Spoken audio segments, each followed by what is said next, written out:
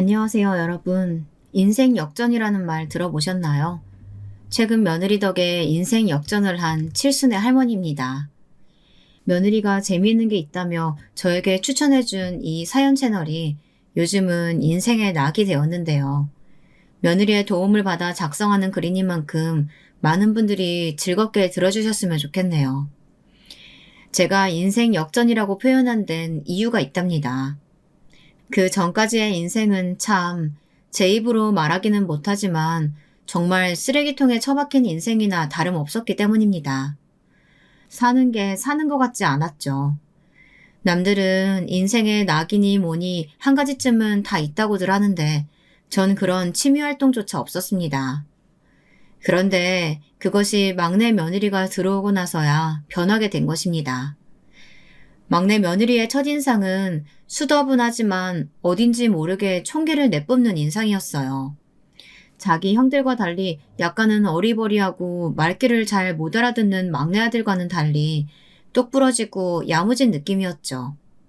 뭐 하나를 해도 씩씩하게 행동하고 저한테 말하는 것도 사근사근하니 저는 그런 막내 며느리가 처음부터 마음에 들었답니다. 게다가 막내 며느리에겐 사연이 하나 있었는데 그 사연을 듣고 얼마나 마음이 아프다 못해 아렸는지 모릅니다. 그저 밝고 씩씩해 보이기만 했던 막내 며느리가 15살에 부모님 두 분을 한꺼번에 교통사고로 여의었다고 하더군요. 사실 그 나이에 부모님 두 분을 잃는 고통이 어떤 것인지 저는 알 수 있었어요. 왜냐하면 저 역시 어린 나이에 부모님을 잃고 친척집을 오가며 자랐거든요. 밥 한 술을 떠도 친척들의 눈치를 보아가며 사는 삶은 겪어보지 않으신 분들은 모를 겁니다. 어린 나이에 뜻하지 않은 상처도 받게 되고 때론 그 상처가 골마 마음의 병이 되기도 합니다. 제가 막내 이모네 집에 있었을 때 저를 그렇게 구박하시고 자기 애들만 이뻐라 하시는 탓에 그야말로 찬밥 신세로 지내야 했는데요. 아직도 그때의 냉기가 선합니다. 얘, 너 진숙이, 우리 애들이 먹을 거 먹었니? 아니요, 저 아닌데요. 아니에요. 저번부터 자꾸 저 의심하시는데 전 그러지 않아요. 그런 도둑질 안 한다고요. 네가 아니면 그럼 누구겠어? 그럼 왜 저 누룽지들이 쥐도 새도 모르게 없어지냔 말이야. 이게 걷어준 걸 고마워는 못할 망정 도둑질이나 하고 자빠져 있어. 너 혼 좀 나봐야겠구나. 오늘은 주방에서 가서 쳐자. 방구석으로 기어들어올 생각하지 말고. 원래도 제자리는 없었지만 그렇게 쫓겨나고 나면 정말이지 더없이 혼자라는 기분에 돌아가신 부모님을 그리워하곤 했습니다. 그래서인지 저는 막내 며느리를 보자 더럭 눈물이 나더군요. 저도 모르게 처음 보는 며느리의 손을 덕석 붙잡고 그랬답니다. 너무 고생했다고, 너무 힘들었겠다고요. 막내 며느리는 약간 당황한 기색이었지만 곧이어 제 손을 마주잡으며 고맙다는 말을 속살거렸습니다. 어쩐지 그 애와 저의 어린 시절이 맞닿아 있는 것 같았죠. 그때 그렇게 저는 막내애까지 장가를 보내고 난 후 조금은 허탈하고 시원섭섭한 기분으로 집에 있었는데요.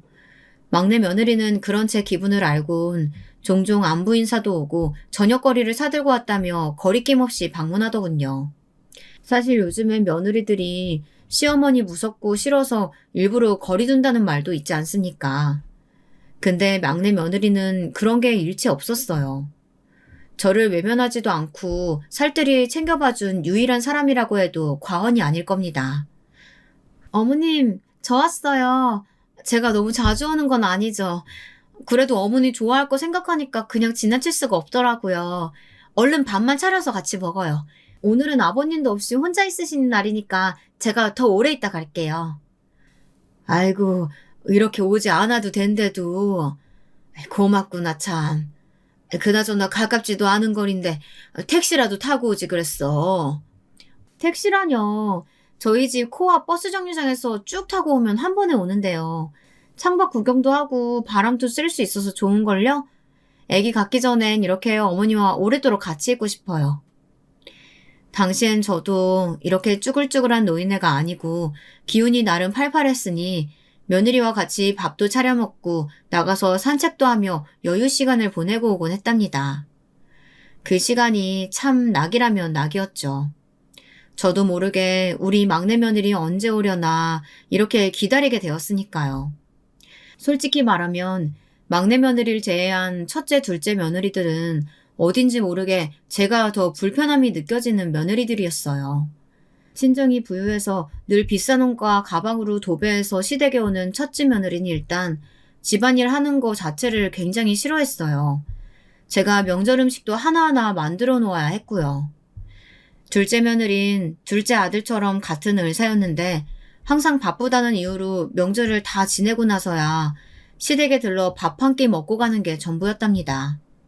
그마저도 어머니, 죄송한데 저희 이만 그만 가봐야 돼서요. 이렇게 말하며 자리를 뜨곤 했어요. 그토록 잘난 며느리들이었으니 왠지 그 앞에선 귀도 못 추리고 맥도 못 추리는 게 저란 사람이었습니다. 시어머니란 사람이 이런다 하면 바보 같다 보실 분들도 있으시겠지만 저는 워낙에 소심하고 남들에겐 죽어도 나쁜 말 못하는 답답한 사람이었으니 며느리들이 더 어려웠어요. 그런 첫째, 둘째 며느리들과 달리 살뜰하게 저를 돌봐주는 막내 며느리였으니 얼마나 고맙고 기특했겠어요. 어머님, 저는 이런 말 그렇지만 저는 어머님이 꼭 저희 엄마 같아요. 친정엄마요. 기억 속에서도 이미 희미하신 분이지만 저희 엄마가 하늘에서 저를 위해서 어머니를 내려주신 게 아닐까요? 그렇게 가끔 생각해요. 그 정도로 어머님은 제게 소중하신 분이에요. 가끔은 이런 말을 하며 저를 감동시키고 눈물 짓게 만들곤 했답니다. 막내 며느리 역시 저와 아주 유사한 어린 시절을 가지고 있었어요. 눈치 빠르고 사람들 기분에 잘 맞추는 것도 그때 하도 눈칫밥을 먹어 그렇게 된 것이라고 하며 웃어 보이는데 가슴이 참 아프더군요. 나야말로 네가 반갑고 기특하다. 너와 인연이 된 게 내 인생에선 참 행운이고 복이라고 생각해. 뭐든 도울 테니까 어려워 말고 말해. 알았지? 엄마라고 생각하고 말이야. 그때 저를 엄마라고 생각하라고 한 말은 제 딴엔 큰 용기였답니다. 괜히 주책을 떠는 게 아닐까 염려했는데 다행히 막내 며느린 그 말에 감격한 표정으로 저를 꼭 껴안더라고요. 정말 그렇게 엄마라 생각해도 되냐면서요. 사실 당시 그 말에 함께 껴안고 울고 싶은 마음을 꾹 눌렀어요. 전 사람이 참 그립고 애틋했습니다. 물건이나 던져대며 집구석에 있는 옆에 내라고 저를 끊임없이 비하하는 남편. 나이가 들어서도 저를 구박하지 못해 안달인 시어머니. 연락 한 통 하려 해도 바쁘다며 끊어버리는 무심한 자식들. 젊었을 땐 자식들을 힘겹게 키우면서 그래도 이 자식들이 크면 내게 어느 정도 효도를 할 거라 굳이 거창한 효도까진 아니더라도 어미의 마음을 알아줄 거라고 생각했습니다. 그런데 남편과 시어머니의 등살에 떠밀려 힘겹게 삼형제를 키웠건만 그 세 놈이 머리가 크자 그중 한 놈도 제게 따뜻한 말 한마디 해주는 놈이 없더군요. 자기 대학 가기 바쁘다고 고등학교 때부턴 쳐다도 보지 않는 첫째부터 의사가 되어야 하기에 시간이 없다고 하는 둘째 놈. 그나마 제게 조금 연민을 느끼고 가끔 밥 먹었냐 물어봐주는 놈이 셋째였습니다. 엄마, 형들은 엄마 생신인데 전화도 안 해요? 너무하네 참. 아니야. 네 형들이 요즘 다들 바쁜 것 같더라. 괜히 연락해서 형제간에 분란 일으키고 그러지 말아라. 형들도 마음으론 엄마를 고맙게 생각하고 있을 거야. 아니에요, 엄마. 엄마 생각과는 달라요. 형들은 엄마 고마운 거 코빼기도 모른다고요. 엄마가 젊은 시절 아버지한테 그렇게 맞고 매일 피멍든 얼굴로 밥 해줬어도 그거 당연하게 받아먹으면서 아버지한테 아무 말도 안 했잖아요. 아버지한테 대항한 건 나밖에 없어요. 엄마 어쨌든 이제 엄마도 나이 드셨으니까 엄마 마음 가는 대로 사셔요. 난 엄마가 이혼한다고 해도 말리지 않아요. 무슨 갑자기 이혼이야. 너 장가도 안 갔는데. 됐다. 쓸데없는 소리 말고 너 건강이나 생각해. 무리해서 일하지 말고. 알았어? 그나저나 여자친구 언제 보여줄 거야? 보여드릴게요, 곧. 엄마도 좋아하실 거예요. 당시 막내놈이 장가를 가기 전이었으니 저런 대화가 오갔지만 그랬던 막내놈조차 어느 순간부터는 제게 회사 일이 바빠졌다며 소홀해져 버렸습니다. 그러니 그런 처지의 저에겐 그나마 결혼 후 들어온 막내 며느리만이 하늘의 단비와 같았죠. 그리고 그런 며느리에게 뭐라도 해주고 싶었어요. 저는 조금 안달이 나 있었던 것 같아요. 그러던 어느 날 막내 며느리의 생일날이 다가왔고 뭐라도 사주고 싶어서 고민하다가 백화점에서 물건을 하나 샀습니다.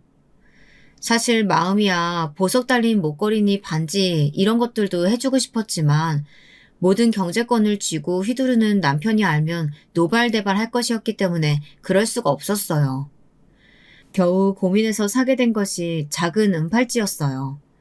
며느리의 가느다란 손목에 맞을 이쁜 팔찌였죠. 보자마자 마음에 찬 은팔찌는 그 자리에서 제 시선을 빼앗아 버렸고 며느리가 기뻐할 모습을 생각하니 가격대가 높다는 것도 망각하고 바로 계산대에 올려버렸어요. 하지만 그것이 남편 눈에 걸리고 말면서 그날 사단이 일어나 버렸죠. 더욱 참혹하고 비참한 건 그 모습을 자식 부부까지 보게 된 것이었고요. 집구석에 있는 예판내가 할 게 뭐가 있다고 이 돈을 써? 너 내가 경고했지? 내 돈 함부로 쓰지 말라고. 네가 뭔데 내 돈을 아무렇게나 긁어대면서 사치질을 하고 있어. 그럴 주제가 된다고 생각하는 거야? 그럴 시간 있으면 밥이나 제대로 해. 내가 좋아하는 진밥이 아니잖아. 그리고 그거 당장 환불해오고. 저기요 여보. 이거 얼마 안 해요. 우리 며느리 생일인데 내가 시어머니잖아요. 하나쯤은 해주고 싶어요. 허락해줘요. 네? 내가 지금까지 당신한테 뭐 못한 거 없잖아요. 삼시세끼 당신이 원하는 따뜻한 밥에 다림질한 깨끗한 옷에 당신 어머니 똥오줌 받아내는 수발까지 드는데 이거 하나쯤은 허락해줄 수 있잖아요. 그 입 못 닥쳐? 역시 당신은 그 주둥이가 문제야. 나이가 들어도 어쩜 그렇게 그 주둥이를 닥치지 못하고 나불나불거릴까? 젊은 적 나나 우리 어머니한테 그렇게 개처럼 맞은 것으로는 성이 안 차? 그래서 그러냐? 남편은 잔뜩 화가 나버렸습니다. 남편은 다혈질이었어요. 한번 눈이 돌면 보이는 게 없는 사람이었고 그게 남편의 치명적인 단점이었습니다. 남편은 옆에 있던 휴지각을 집어 제게 던지더니 그 다음엔 골프채를 집었습니다. 남편 손에 들린 흉악한 무기를 보자 저도 모르게 몸이 움츠러들었어요. 살려달라는 소리가 입속에서 제멋대로 흘러나오고 있었습니다. 당신은 처맞아야 돼. 어딜 도망가? 일로 와. 감히 며느리 선물 하나 사겠다고 나한테 말대꾸나 하고 내가 열심히 일해서 벌어온 돈을 흥청망청 써버릴 생각을 해? 네가 지금까지 이 집안에 일조한 게 뭐냐? 자식을 제대로 길렀어. 아니 우리 어머니를 제대로 돌봐. 제대로 뭐 하나 한 것도 없으면서 어디서 생색을 내려고 해? 나 할 만큼 했어요. 할 만큼 했다고요. 제발 그만해요. 네? 짐에 걸린 시어머니의 똥오줌을 받아내고 젊은 시절 남편 말 맞다나 개처럼 맞으면서까지 남편 내조한답시고 평생 남편 자식만을 바라보며 살았는데 도대체 제가 뭘 잘못한 걸까요? 본능적으로 살려달란 소리가 나왔지만 마음은 너무도 괴롭고 수치스럽고 비참했습니다. 그때 초인종 소리와 함께 문을 두드리는 소리가 들리더니 이 광경을 아들 부부가 목격하고 말았어요. 저희가 나오지 않자 무슨 일이 있다고 생각한 건지 열쇠 문을 따고 들어온 것인데요. 다름 아닌 막내 며느리 부부와 둘째 부부였습니다. 둘째 부부는 저에게 반찬을 받아먹고 있었는데 그걸 받으러 온 모양이었고 막내 부부는 제가 부른 것이었어요. 둘째 부부는 저를 보자마자 작게 한숨을 푹 쉬더니 얼굴을 옆으로 돌리더군요. 의사라는 아들이 피를 질질 흘리고 있는 저를 보았으면 적어도 일으켜 세우거나 다친 데는 없냐고 물어봐야 했는데 둘째 아들은 심지어 약간 한심한 얼굴로 저를 바라보고 있었습니다. 그 눈빛에 저는 그만 더 서러워져 눈물을 뚝뚝 떨구고 말았네요. 그때 나서준 것이 막내 며느리였답니다. 아버님, 뭐 하시는 거예요? 지금 어머님, 우리 어머님을 설마 때리신 거예요? 아버님, 이거 번제예요. 어머님 때리실 데가 어딨다고 이렇게 막무가내로 그러실 수가 있어요? 제가 이 사람한테 듣긴 했다만 정말 아직까지도 이러실 줄은 몰랐네요. 어머니, 일단 응급실로 가요. 아까 크게 넘어지는 소리 들리던데 머리 다치셨을지도 모르잖아요. 얼른 병원으로 가요. 여보, 어머니 좀 부축해줘. 이런 미친. 그 응급실 비용이 얼마 하는 줄 알고 거기 데려간다고 해? 네 시어머니 아주 멀쩡하다. 봐봐, 아주 쌩쌩하잖아. 그러니 저렇게 울고 자빠졌지. 오만 가지 연기까지 하면서 아주 TV에 나가야겠어. 연기라뇨. 아버님, 말씀이 지나치세요. 어머님, 일단 저랑 같이 나가요. 여보, 뭐해? 부축 안 하고. 어머니, 업혀요. 옆에서 남편의 고성이 들려왔지만 전 일부러 못 들은 척 막내 아들의 등에 업혀 집 밖으로 나갔습니다. 집을 나와서야 크게 부딪히진 않았고 그저 장식장 유리에 살짝 긁힌 것뿐이라며 내려달라고 했지만 며느리는 무조건 응급실로 가야 한다며 혹시 모르니 검사를 해야 한다고 우기더군요. 비용도 자신이 부담하겠다면서요. 아들 며느리 앞에서 이런 모습을 보였다는 것 자체가 너무 수치스러워서 눈을 뜨고 싶지도 않았지만 그 말엔 숨죽여 오열하며 아들의 등을 눈물로 적실 수밖에 없었습니다.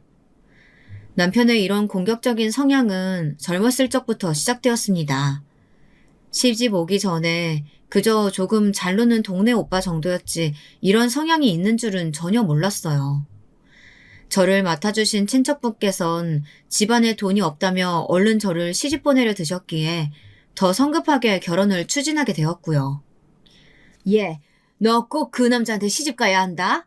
내가 마을 사람들 이야기 들어보니까 아주 잘 사는 집안에다가 그 시어머니 되실 분도 성품이 좋다고 하시더라. 여기 성당 나가시는데 성당 같이 다니시는 분이 그런 말을 하대. 차마 며느리감 찾는다고 하는데 내가 네 이야기를 바로 해버렸지 뭐야. 정말요? 정말 괜찮은 사람이에요? 집안도 중요하지만 사람도 중요하잖아요. 그 오빠 조금 무서워 보이던데. 아니야. 걔도 생긴 게 그래서 그렇지. 효자 아들에다가 길 가는 어르신들도 잘 돕고 착한 애라고 하대. 걱정 말고 만나봐봐. 너도 이제 시집 가야지. 그렇게 두근거리는 마음으로 만나게 된 동네 오빠였던 남편에게 마음이 뺏겨 속전속결로 아주 어리석게 결혼이란 절차까지 밟게 되었는데요. 시어머니는 제가 시집 오기 전 그때만 해도 친척 어르신분의 말씀대로 점잖고 인자하신 분이었습니다. 다만 말투는 조금 거친 편이셨습니다. 그게 조금 거슬렸죠. 아유, 고아로 자라가지고 많이 힘들었겠구나. 내가 앞으로 다정히 잘 대해주마. 이제 우리 한 식구잖니? 넌 잊을 친정도 없겠지만 이제 시댁에 들어왔으니까 완전히 시댁 사람이 되어 살아라. 네 남편 나한테 충성 다해 봉사하고. 알았지? 그게 여자의 가장 큰 보람이자 도리인 거야. 나도 그렇게 해서 우리 시어머니한테 예쁨 많이 받고 친딸처럼 자랐단다. 나중에 보니 시어머니의 마지막 말은 철저한 거짓말이었죠. 앙숙도 그런 앙숙이 없었으니까요. 하지만 그때 양아치 같던 자기 아들을 어디론가 장가는 보내야겠는데 자기 시중도 잘 들어주고 맹해 보이는 여자애를 찾던 중 마땅히 그런 여자애가 나타나지 않아 크게 골치를 앓았다고 하셨으니 못 꾸밀 거짓말이 없었죠. 전 그렇게 희상양이 되어 팔려가듯 시집을 가서 줄줄이 애만 낳고 살았습니다. 그리고 그 외 남편이 벌려놓은 일들은 입 밖에 내기조차 싫은 것들입니다. 그러던 어느 날 처음으로 남편의 성향을 알게 되었어요. 자기의 담배 재떨이를 마음대로 바꿨다면서 저한테 재떨이를 던지려고 하더라고요. 품에 아이를 안고 있었는데 말입니다. 이 정신 나간 년아, 너 내 물건에 함부로 손대지 말랬지? 그냥 청소만 하라고 청소만. 왜 버리고 지랄이야? 누가 새 거 갖고 싶대? 너 나 무시하냐? 네 남편 무시해? 돈 한 푼 없이 몸만 덩그러니 왔으면 애나 순풍순풍 잘 낳고 우리 엄마나 잘 모실 것이지. 어디서 안주인 행세야. 그때 너무 놀라 숨이 쉬어지지 않았습니다. 연애 기간이 긴 것도 아니었지만 짧았던 2달간 저에게 그리 달콤한 말을 해대던 남편이 그런 모습으로 돌변해버린 것이 젊은 저에겐 충격이었습니다. 여보, 때리지 말아요. 내가 잘할게요. 네? 때리지 말아요, 여보. 제발. 우리 아이도 보고 있잖아요. 당신 아빠잖아요. 다음 날 시퍼런 멍자국을 한 얼굴을 하고 밥을 안 치고 식탁에 수저를 놓는데 시어머니는 그 모습을 보고 피식 웃었습니다. 남편의 누나였던 시누이는 혀를 차며 바보 같다는 말을 궁시렁거렸고요. 그 말을 모두 듣고도 참았습니다. 한 귀를 듣고 한 귀를 흘리며 칭얼대는 갓난 아기를 꼭 껴안았습니다. 있잖아, 올케. 올케는 밥을 너무 맛없게 하는 경향이 있어. 이러면 내가 힘이 나서 공부할 맛이 나겠어? 나 요즘 시험 준비 중인 거 몰라? 올케가 앞으로 밥은 더 신경 쓰도록 해. 알았어? 네, 형님. 으유, 그거 하나 못해가지고 너는 네 신우한테 그런 말을 듣냐? 내가 전에도 그랬지? 여자가 남편하고 시댁 사람들한테 잘해야 그게 여자의 가장 큰 보람이고 도리라고. 너는 애초부터 글러먹었다. 글러먹었어. 엄마, 누나, 이 사람 배운 게 없어서 그래요. 생각해보세요. 부모도 없었는데 뭘 배우고 자랐겠어요. 그래, 그건 그렇다. 배운 게 없으니까 멍청하게 한 번 말한 거 기억도 못하고 욕을 쳐 들어야 기억하고 그러는 거지. 아이고, 가여워라. 그런 대화로 아침 식사를 여는 집안이었습니다. 저는 그 집안의 충실한 하인이자 시녀였고요. 시어머니 말 맞다나 복종하고 봉사하는 그런 사람이요. 그 시절 스스로도 제 처지가 참으로 한스러웠지만 그럼에도 자식이 있었기에 버틴 것 같았습니다. 그때 제 자식이 외려 할머니가 나쁘다며 시어머니를 막아주고 시누이를 무안주고 그랬었거든요. 시어머니도 아이들이 크니 그런 행동은 조금씩 알아서 줄이는 모양새셨고요. 게다가 시누이가 결혼하여 독립해 나가고 남편이 당시 사업이다 뭐다 하여 매일 바쁘게 돌아다녔으니 저는 집안에서 애들 키우기만 열심히 하고 살게 되었습니다. 오히려 이렇게 시댁 사람들이 각자 일에 바쁜 게 저에겐 유일한 평온이고 평화였어요. 만약에 한 명이라도 시간이 남아돈다면 시비를 걸어대고 제 존재 자체를 비웃어 댈 테니까요. 하지만 그 와중에도 남편은 또 다른 방식으로 제 속을 썩여 댔습니다. 남편이 어느 날 젊은 여자를 데리고 오더니 저보고 침실 아닌 거실 바닥에서 자라고 하더라고요. 무슨 말이에요? 이 여자는 또 뭐고요? 당신은 잠깐만 거실에 나가 있어. 잠깐만이야. 잠깐만을 강조하는 남편의 말이 이상하고 상황도 기가 막혔지만 그 여자를 보니 더 말문이 막혔습니다. 그 여자의 배가 한껏 나와 있었거든요. 누가 봐도 막달의 임산부였어요. 설마 이 뱃속의 아이가 남편의 애인 건가? 눈앞이 아득해진 와중에 손이 덜덜 떨려 묻지도 못하겠는데 시어머니는 이미 남편에게 들어 알고 있었는지 태연하게 저보고 나가라 손짓을 하더라고요. 그날 밤 거실에 들어앉아 가만히 생각을 해보았지만 아무래도 이건 아니었습니다. 도대체 당신 생각이 있는 거예요? 내가 어젯밤은 어쩔 수 없이 동네 시끄러워질까봐 넘어갔지만 어떻게 애를 만들어 올 생각을 해요? 그래요. 내가 당신 바람피는 거는 알고 있었어요. 하지만 알고 눈 감아줬으면 멈출 줄도 알아야죠. 어떻게 끝까지 갈 수가 있어요? 어떻게 이렇게 나를 또 한 번 죽일 수가 있냐고요. 나는 그렇다 치고 우리 애들은요? 우리 애들 볼 낯은 있어요? 당신이 사람이에요? 하지만 하고 싶은 말을 모두 쏟아내었을 때 저는 그만 풀썩 쓰러지고 말았습니다. 제 의지가 아니었어요. 시어머니가 냄비를 들고 와서 제 머리통을 갈겨버렸기 때문이에요. 양은 냄비가 바닥에 툭 떨어지며 제 옆으로 뒹구는 꼴이 보이더라고요. 어디 감히 네 남편한테 바락바락 대들고 자빠져 있어? 야, 네 남편이 어디서 애를 낳았다 쳐도 그냥 입 닥치고 가만히 넘어갈 일이지? 누가 이 애 키운대니? 이에 쥐도 새도 모르게 고아원에 보내버릴 거야. 아님 저 여자가 키우게 하든. 뭐라도 할 테니까 넌 그냥 조용히 하고 있어. 내가 친정이 있었다면 이런 일을 당했을까요? 참 하늘로 응어리졌던 기억입니다. 내가 친정이 있었다면, 날 위해 나서줄 내 편이 단 한 사람이라도 있었다면 이런 모진 꼴은 당하지 않았을 텐데 말입니다. 그런데 이때 집안의 판세가 바뀌게 된 것은 아직 성인이 아니었던 우리 애들이 난리가 난 거였어요. 덕분에 그 여자도 조용히 집을 나가게 되었고요. 할머니, 이건 아니죠. 첫째 형은 공부한다고 신경도 안 쓰지만 난 아니에요. 어떻게 아버지가 저 여자를 집에 들어오게 해요? 나 쪽팔려요. 창피하다고요. 맞아요. 그리고 우리 엄마도 불쌍해요. 맨날 할머니 말만 들어주고 아버지가 뭐 하라고 하면 그대로 따라줬으면 한 번쯤 고마운 줄도 알아야죠. 어떻게 매번 아버지 편만 들면서 이러실 수가 있어요? 엄마가 할머니 며느리 맞긴 해요? 아니, 얘들이 왜 그래? 갑자기 당황스럽게. 얼른 공부나 해라. 네 엄마 머리 담은 애들은 대학 못 가. 이 할미가 공부 못하는 놈은 대학 안 보내줄 거야. 그 말도 지겨워요. 난 할머니 돈 필요 없으니까 당장 우리 엄마한테 사과부터 해요. 얼른요. 사과 안 하면 나 다신 할머니 얼굴 안 보고 살 거예요. 저기 민수야. 아이고 참 왜 그러니? 그래 알았다.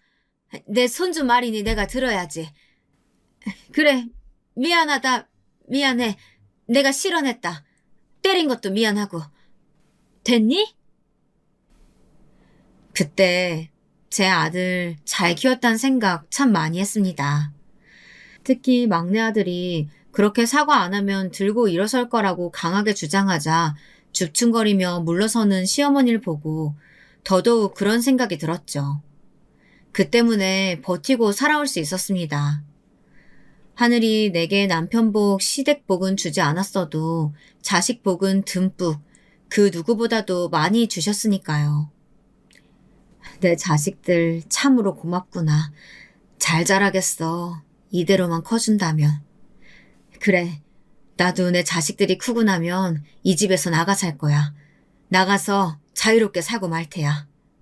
저는 언젠가 이 시댁에서 나가겠다는 그런 결심까지 하였습니다. 언젠간 정말 그렇게 될 거라고 믿었고요. 하지만 사람의 부재, 외로움이라는 거, 그것이 참 무서운 것이더라고요. 아이들이 하나 둘씩 집에서 나가며 독립하고 시어머니 역시 자연이 좋다며 근교로 떠나가시고 난 뒤 홀로 남편과 둘이 집에 남으니 이혼하겠다는 다짐은 온데간데 사라져 버렸습니다.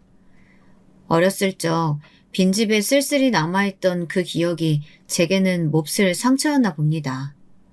남편을 막상 떠나려 하자 혼자 어디 가서 뭘 해야 할지도 모르겠고 그렇다고 제게 마땅한 친구가 있는 것도 아니고 그저 막막하더라고요.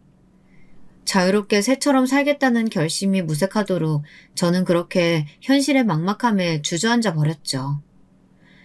남편에게 또 한 번 손찌검 당하는 이런 일이 일어나기까지요. 나중에 응급실에서 간단한 조치를 받고 수액을 맞은 후 마음이 그나마 진정이 되었는데요. 그때서야 아들 부부와 제대로 이야기할 수 있게 되었답니다. 역시나 며느리는 길길이 날뛰더라고요. 어머님, 이건 아무래도 아닌 것 같아요. 제가 이 사람한테 어머니가 겪으신 일 상세히까진 아니어도 어느 정도 듣긴 했어요. 근데 들으면 들을수록 어떻게 그런 일을 당하고 살아오신 건가 싶고 저는 너무 이해하기 힘들어요. 어머님, 저는 아버님과 떨어져 사셔야 한다고 봐요. 이대로 계속 가시면 어머님 점점 힘들어지실 거예요. 이제 어머님도 나이 있으셔서 어디 잘못 맞으셨다가는 몸에 큰 문제가 생길 수도 있다고요. 그래, 네 말 무슨 말인지 안다. 알어. 근데 어떡하겠니. 이게 내 팔자고 운명인걸. 젊은 니들 눈에야 내가 참 답답하고 고지식해 보이겠지만 차마 저 사람을 떠나고 살 수는 없겠구나. 대신 내가 이런 일 생기지 않도록 조심하마. 어머님, 이건 어머님이 조심하셔야 하는 문제가 아니고요. 이건 아버님의 문제라니까요. 저희가 오늘 여기 오지 않았으면 어쩔 뻔했어요. 저 아까 어머님이 선물 주시겠다는 문자 받고 온 건데 만약 혹시라도 제가 못 봤으면 상상도 하기 싫어요. 정말 이걸 어쩌면 좋아. 막내 며느리에겐 이 일이 꽤나 충격적이었나 봅니다. 며느리는 제게 남편과 이혼해야 한다며 몇 분간 저를 설득했어요. 옆에서 막내 아들도 동조하듯 가만히 며느리를 지켜보고 있더군요. 그 순간 제 머릿속에 꽤나 많은 기억들이 스쳐 지나가긴 했습니다. 21살에 덜컥 혼전 임신을 시킨 남편에게 시집와 줄줄이 애만 낳고 살았던 시기 동안 단 한 번도 저를 보살피지 않았던 시어머니, 뻔히 다른 여자를 들여 내 앞에서 입을 맞추고 시시덕거리고 있던 남편, 밥을 태웠단 이유로 하는 거 없이 밥만 축낸다며 주걱으로 입을 때렸던 기억들까지 모두 너무나 괴로운 기억들이었습니다. 벗어나고 싶은 그런 기억들이었죠. 그럴 수만 있다면요. 하지만 왜였을까요? 그때 전 막내 며느리의 손을 조용히 잡으며 당부했습니다. 내일은 내가 알아서 하니까 너는 걱정할 거 없다. 내가 네 시아버지를 잘 알아. 그래도 이날 이때껏 같이 살아왔는데 모를 수 있겠니? 그 양반도 이제 나이 들어서 이빨 빠진 호랑이야. 이제는 때리고 싶어도 때릴 힘 없어. 봐봐라. 지금도 내가 넘어져서 다친 거지 그 양반이 때려서 다친 게 아니야. 저 나이에 집안에 데리고 올 여자도 없고 내 속 썩일 일 더 없으니까 나는 괜찮다. 이게 내 운명이라고 생각하고 잘 받아들이며 살 테니까 너희도 너희 길 가라. 응? 여전히 경제적인 건 저희가 책임질 수 있다며 울먹이는 막내 부부를 그렇게 저는 보내고 말았습니다. 애써 담담하고 차분한 얼굴을 이어가면서요. 하지만 그 이후로 한참간 막내 며느리 부부를 못 볼 줄 알았다면 그렇게 쉽사리 보내진 않았을 텐데 이때를 생각하면 아직도 너무나 속상하고 허탈합니다. 며느리가 어느 날 전화해서 임신했다는 소식을 알려와서 같이 들뜨고 기뻐하기도 잠시 갑자기 몇 달 후 막내가 회사를 때려치고 시작한 사업이 망했다며 전화가 왔더군요. 남편이 그 전화를 받고 나서 길길이 열을 낼 때야 저는 상황을 미처 파악할 수 있었는데요.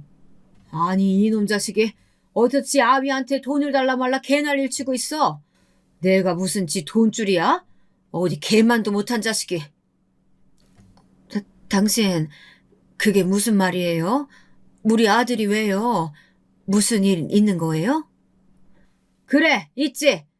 당신이 아주 열심히 키웠다는 그 귀한 아들놈이 지 사업 망했다고 나보고 돈을 대달라네. 그것도 1억을. 아주 미쳤지 미쳤어. 그러게 왜 잘 다니는 회사는 때려치고 그 책임을 부모한테 지라고 난리야? 어디 감히. 뭐라고요? 우리 아들 사업이 망했다고요? 당신은 걱정도 안 되는 거예요? 당신 아들이 그런 위기라는데. 아이들 상황은 매우 심각해 보였습니다. 게다가 며느리는 충격에 유산까지 했다고 하더라고요. 급히 전화를 해봤지만 갑자기 없는 번호로 나왔고 첫째, 둘째 애들한테 전화를 해도 자기는 알 길이 없다는 퉁명스러운 대꾸만 돌아왔어요. 게다가 이런 말까지 하는데 어처구니가 없었습니다. 특히 명색에 잘 나가는 을사란 직업을 가진 녀석 입에서 말입니다. 엄마, 민수 걔 나한테 돈 꾸려고 하는 거 아니겠죠? 나 그럼 아무리 형제지간이라도 돈 빌려주는 건 안 할 거니까 그렇게 알아요. 뭐? 너 어떻게 형이 돼서 그런 못난 말을 할 수가 있니? 어려울 때 서로 돕고 안부 물어봐 주지는 못할 망정. 엄마 바빠서 끊을게요. 막내 아들 부부가 그렇게 연락도 끊긴 채 잠수를 타고 애들이 죽었는지 살았는지 생사 확인도 안 되는데 남편은 태평하고 나머지 형들이란 자식들도 마찬가지였어요. 저만 애가 끓고 속이 탔죠. 실종신고를 내려고 했지만 그것조차 하지 못했습니다. 왜냐하면 아들네 옆집 살던 아주머니가 제게 미리 말해주더라고요. 아들이 혹여나 엄마가 찾아오면 찾지 말아달라고 전해달라고 했다고요. 빚쟁이들을 피해 도망간 거니 그렇게 해달라 부탁했는데 생사의 소식을 알 수 있음에 안심이 되는 한편 가슴이 찢어질 듯 아파왔습니다. 마지막 나를 업고 뛰었던 막내 아들의 숨소리와 제 손을 잡아주며 남편에게 벗어나라 말했던 막내 며느리의 눈빛이 선연했어요. 그 아이들이 꿈속에도 자주 나왔습니다. 하지만 잡으려 하면 도망가고 보일까 하면 사라지는 그런 꿈이었어요. 자고 일어나면 항상 눈물이 잔뜩 고여 있었습니다. 남편은 그럼 옆에서 그런 저를 보며 예전 시누이가 그랬던 것처럼 혀를 쯧쯧하며 그러더군요. 아니, 빚쟁이 피해 도망가서 살고 있는 자식 며느리가 뭐가 걱정되는 건데? 너는 걱정도 팔자다. 그 걱정할 시간 있음 나가서 밥이나 해. 하여튼 쓸데없이 아침부터 기분 잡치게. 눈물이나 쳐흘리고 말이야. 남편은 여기에 이어 비아냥까지 해댔습니다. 자식 잘 키웠다고 뿌듯해하더니만 꼴 좋다면서요. 어떻게 저 사람이 아버지일 수 있는 걸까요?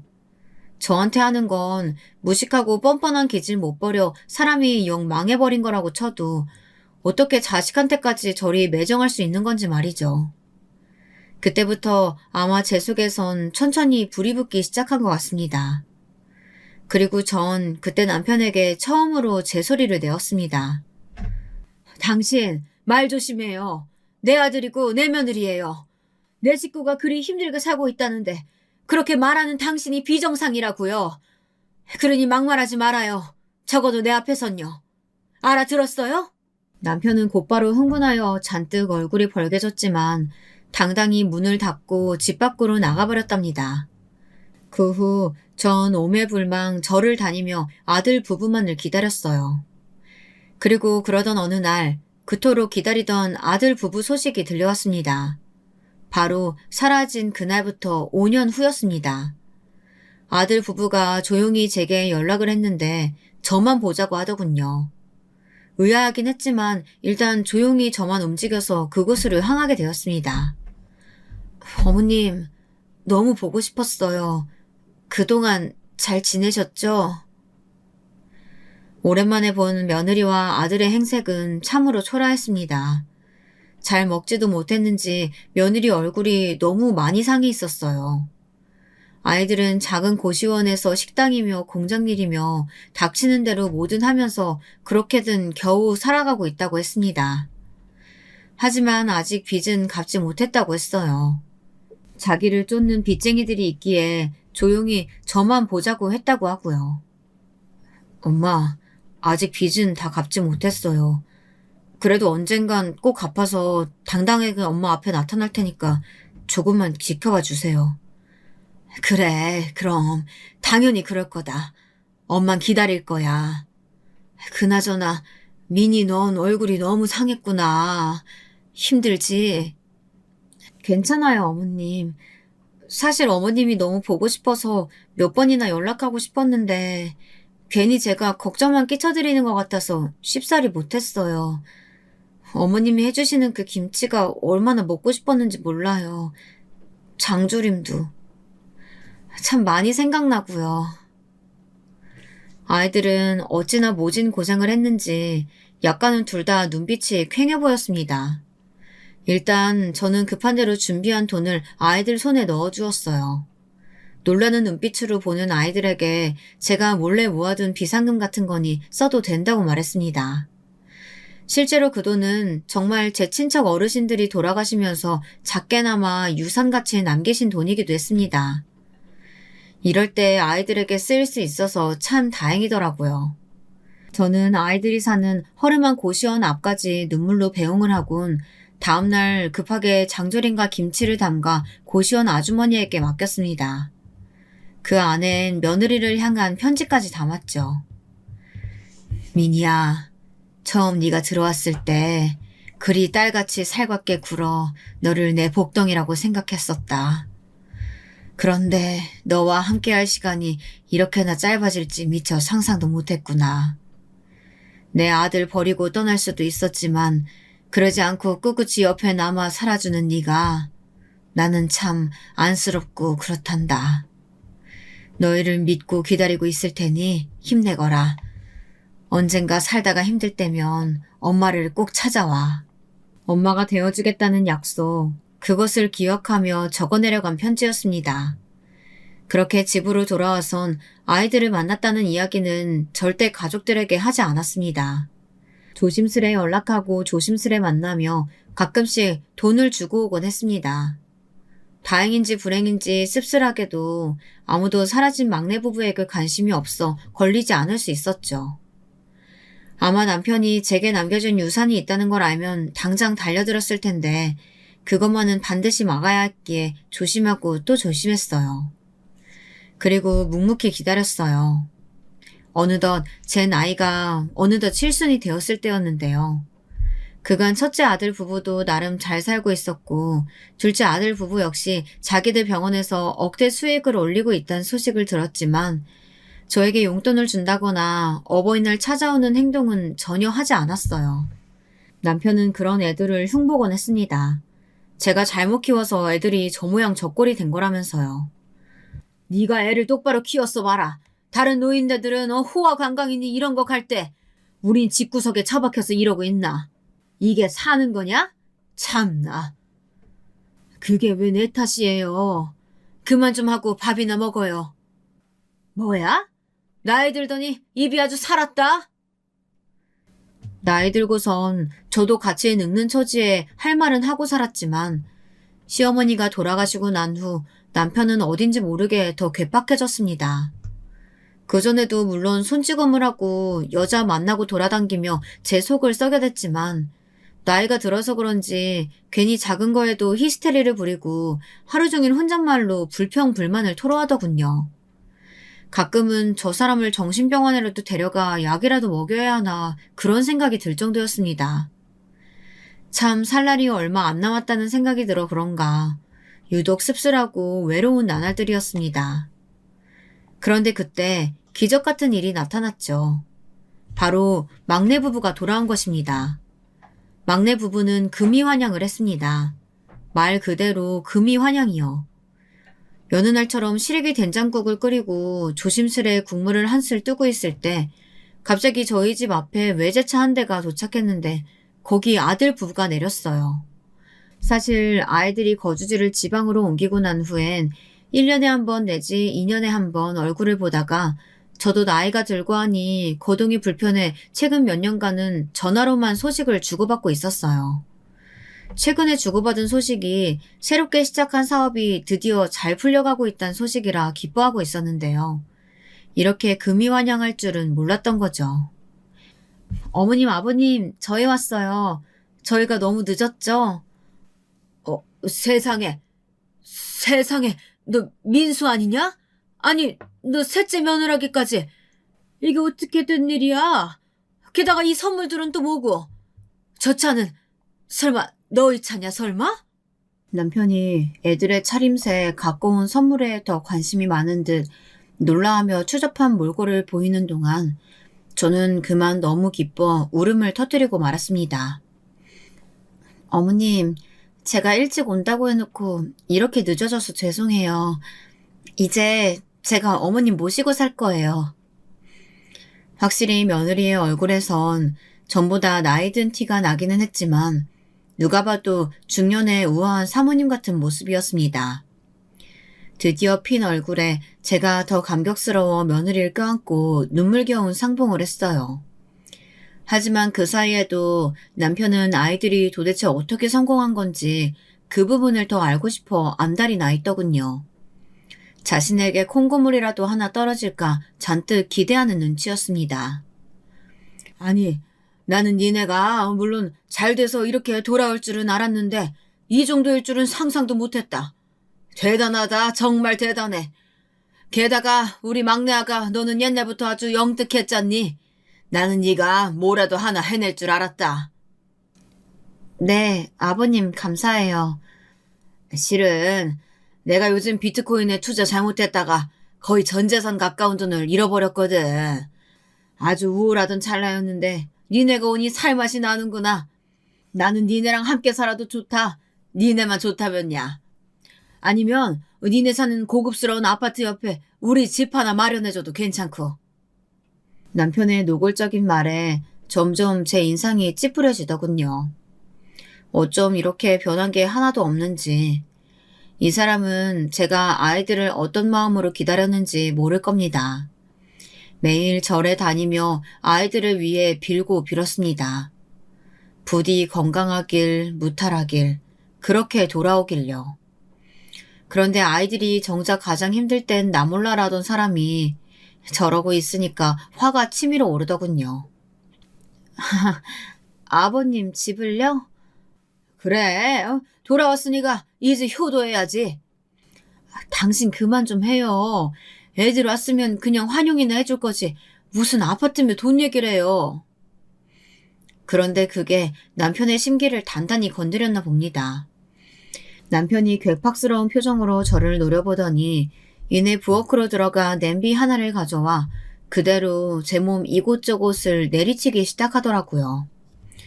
늙은이의 힘이라 해도 아프지 않을 수가 있나요? 너무 놀라서 그만 방어를 못하고 속수무책으로 맞고 있는데 그때 며느리가 억센 힘으로 남편을 붙잡아 멈추게 했어요. 아버님, 그만 두세요. 여기서 더 하시면 경찰에 신고할 거예요. 그리고 며느린 전처럼 저를 데리고 차에 태워 집으로 향했습니다. 집으로 가는 내내 괜스레 민망스럽고 멋쩍은 마음이 들더군요. 여전히 나이가 들어도 남편에게 맞고 사는 그런 저를 며느리가 어떻게 볼지 그 생각이 뻗치자 저도 모르게 고개를 푹 수그리게 되더군요. 도착한 며느리와 아들 부부가 사는 집은 역시나 호화스럽고 그 안 역시 며느리의 꼼꼼함과 세심함이 드러나는 인테리어로 잘 꾸며져 있었습니다. 며느리는 잠시 집안을 두리번거리는 저를 그대로 지켜보다 이내에 소파에 천천히 앉히더군요. 며느린 차분한 말투로 말을 이었어요. 어머니, 더 이상 참지 마세요. 그래, 나도 참 그렇다. 오랜만에 만난 너희한테 이런 모습이나 보이고 싶었던 건 아닌데 많이 당황스러웠지? 어머니, 저희는 괜찮아요. 대신 어머님, 제가 아버님 버릇 고칠 방법 알려드릴 테니까 그대로 따라해 보실래요? 응? 방법? 무슨 방법? 아버님 돈 좋아하시잖아요. 돈을 이용한 방법인데요. 지금 집으로 가서 앞으로 어머님께 잘하면 제가 아버님께 10억을 드리겠다고 말씀하세요. 물론 아버님이 실제로 어떻게 하실진 집 안에 CCTV 설치해서 제가 보고 있다고 설명드리고요. 그렇게 돈으려 길들여 보세요. 이 방법 분명히 통할 거예요. 며느리는 씩 웃으며 일단 자기의 방법대로 한 번만 해보라고 하더군요. 저는 잠시 고민했지만 이 방법이 아니면 별 수 없을 것 같아 일단 고개를 끄덕였습니다. 사실 기나긴 시간 며느리와 아들 부부를 기다리는 동안 저는 여전히 시댁의 하인이자 종이었습니다. 남편이 밥 차리라면 밥 차리고 친구들 데려와 막무가내로 새벽에 술상을 차리라면 차리고 비트코인으로 전 재산 잃었다고 화풀이할 때에도 그 화풀이 대상이 되었고요. 나이가 들었어도 저는 자유로워지지 못하고 있었습니다. 며느리의 단호한 얼굴을 보니 이젠 제게도 어떤 결심이 서더라고요. 더 이상 이런 창피한 모습을 보이지 않기 위해서라도 달라져 보이기로 했습니다. 저는 집으로 가서 며느리의 말을 그대로 남편에게 전했습니다. 뭐? 10억? 진짜야? 막내 며느라기가 정말로 10억을 준대? 아니 그럼 무조건 잘해야지. 당신 뭐 하고 싶댔지? 저번에 뭐 읽고 싶은 책이 있다고 했나? 내가 그거 사줄게. 사러 가자. 남편의 태도는 완전히 바뀌었습니다. 그날 이후 저도 완전히 바뀌었죠. 여보, 오늘은 참치 김치찌개 먹고 싶으니까 당신이 끓여다 줘봐요. 느끼하지 않게요. 응, 그래. 최대한 맛있게 해볼게. 근데 어떻게 하는 거지? 잠깐만, 이걸 누구한테 물어봐야 되나? 인터넷으로 찾아봐야 하나? 아니, 근데 이거 어떻게 전원 버튼 눌러야 되는 거야? 배고프니까 빨리요. 말 그대로 남편을 부려먹기 시작한 것이죠. 남편이 제게 한 만큼, 딱 그만큼만 돌려주진 못하겠지만, 최소한 집안일이라는 것이 얼마나 힘든지, 그것을 넘어 누군가의 뒤치다꺼리를 하루 종일 한다는 것이 얼마나 사람을 위축되게 하는지 뼈저리게 느끼게 하고 싶었습니다. 세탁, 청소, 요리 모두 남편의 몫이 되었고 저는 그저 TV나 보며 지냈습니다. 그러다 지루하면 막내 며느리 집에 가 남편의 변화를 틈틈이 보고했고요. 좋아요, 어머님. 어머님 하고 싶은 대로 다 하세요. 지금 아주 잘하고 계세요. 그리고 아버님께서 혹시 언제까지 해야 하는지 기한을 물어보시면 그건 제가 알아서 판단하겠다고 말씀해 주세요. 며느리는 참으로 현명하고 지혜로웠습니다. 역시나 며느리의 예상대로 한 달 정도 지나자 녹초가 된 남편이 언제까지 테스트 기간이냐 물었었는데 거기에 그대로 답해 주었습니다. 그랬더니 김 빠진 얼굴이 되어서 한숨을 푹 쉬며 빨래를 돌리더라고요. 속옷은 손빨래예요. 나도 당신 속옷 다 손빨래 했으니까. 젊은 시절엔 꽁꽁 언 찬물에도 빨래 그리 했었는데 당신은 감지덕지예요. 따뜻한 물에 빨래하니 얼마나 편하고 좋아요. 아이, 그래, 알겠어. 10억 받으려면 어쩔 수 없지. 내가 다 해야지. 아, 빨래 끝나면 저기 둘째네 반찬 좀 만들어주고 와요. 남편은 그렇게 반년간을 죽을라 집안일을 하더니 어느 날은 제게 못해먹겠다며 막내 며느리 집으로 가겠다고 하더라고요. 이렇게 하다간 10억이고 뭐고 받기 전에 병원 실세 질 것 같다면서 말입니다. 그땐 제가 판단을 내려야 할 때라는 걸 알았습니다.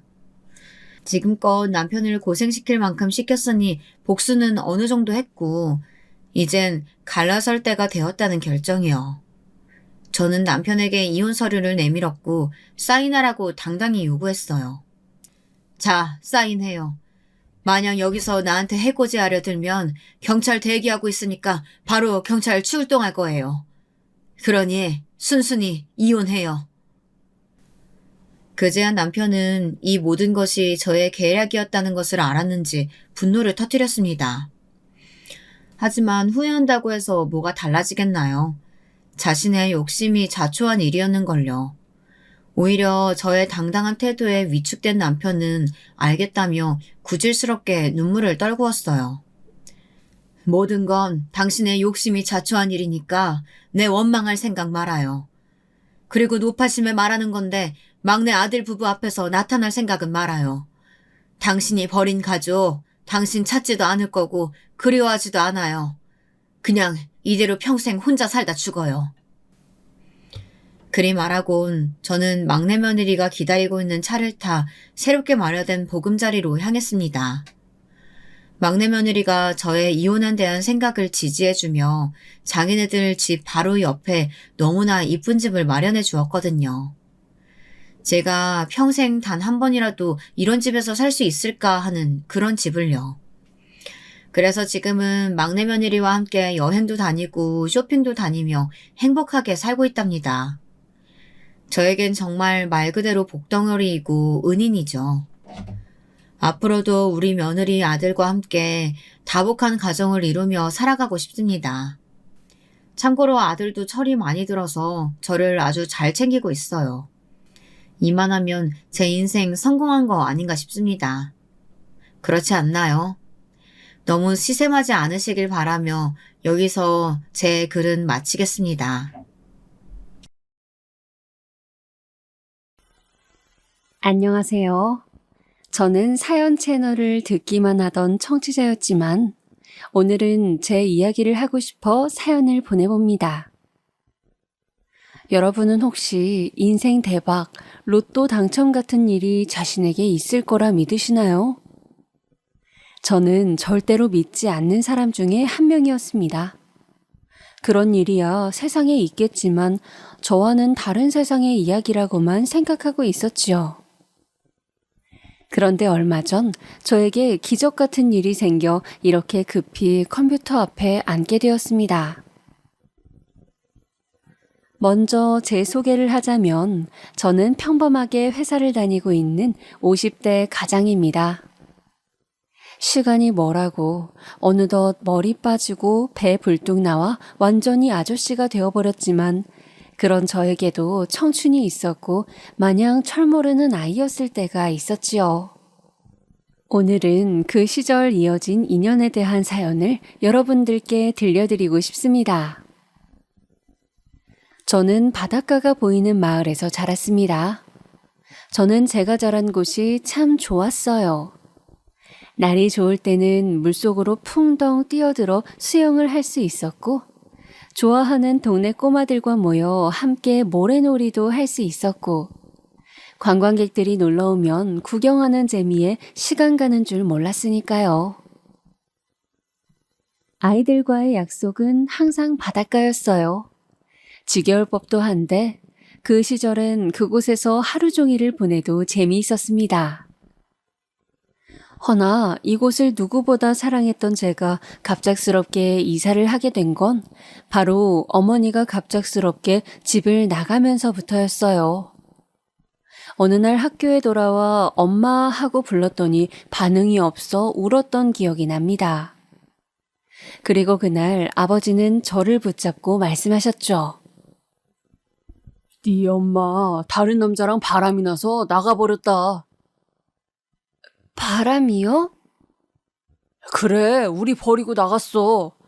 그러니 너도 엄마 그리워할 생각 말고 찾지도 말고 평소처럼 학교 잘 댕기고 친구들이랑 놀아라. 아빠.